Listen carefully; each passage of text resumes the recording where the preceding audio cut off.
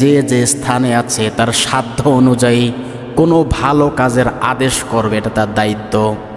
কোনো খারাপ কাজ হচ্ছে, আর এই খারাপ কাজ বন্ধ করার জন্য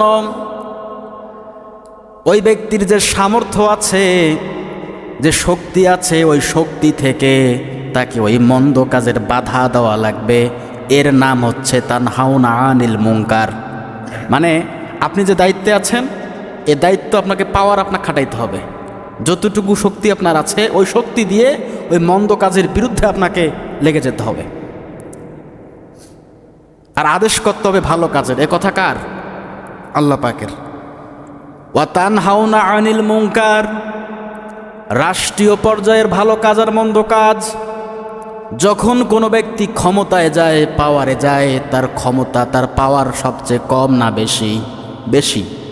যখন যে পাওয়ার যাবে, পাওয়ার পাবে বা সক্ষমতা পাবে, তার পাওয়ারটা বেশি। আর এই পাওয়ারটাকে কাজে লাগাতে হবে ভালো কাজে। কি কাজে লাগাতে হবে? ভালো কাজে, যেন একটা ভালো কাজের আদেশ আমরা করতে পারি। মন্দ কাজ হচ্ছে রাষ্ট্রীয়ভাবে সে কাজ নিষিদ্ধ করা হলো, এই কাজ আর কখনোই করা সম্ভব না, হবে না, এই কাজ হবে না। তাহলে ওয়া তানহাউনা আনিল মুনকার, এটা সব থেকে বেশি প্রয়োগ করতে পারে সরকার বাহাদুর, অর্থাৎ যিনি দেশের প্রেসিডেন্ট, তিনি, যার কথা মতো পুরো দেশ শাসন হয়, সেই ব্যক্তি এই কাজ করলে হবে কি হবে না? বর্তমানে দেখেন ক্ষমতা আছে ডক্টর ইউনূস সাহেব, শ্রদ্ধেয় ডক্টর ইউনূস স্যার। তিনি যদি একটা আইন পাশ করে আজকে সংসদের ভিতরে, আজকাল থেকে আর কেউ দুধের মধ্যে ভেজাল দিতে পারবে না।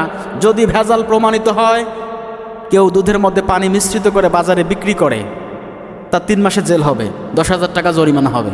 সাহস পাবে? বলেন, কেউ সাহস পাবে না। আর দুধের মধ্যে পানি দেওয়ার সাহস সবাই হারিয়ে ফেলবে, অন্তত পক্ষে আর দেওয়ার চেষ্টা করবে না। আর যদি একজন দিয়ে ফেলে, তার 3 মাসের জেল হয়ে গেল, 10,000 টাকা জরিমানা হয়ে গেল, ওনার দেখে বাকি সবাই স্তব্ধ, চুপ, আর হবে না। সম্মানিত হাজিরিন, ওয়া তানহাউনা আনিল মুনকার, এটার প্র্যাকটিক্যাল একটা ভালো সাইড উপলব্ধি করতে পেরেছেন আল্লাহর নবীর বিখ্যাত সাহাবী, ইসলামের দ্বিতীয় খলিফা হজরতে ওমর রাদিয়াল্লাহু তাআলা আনহু।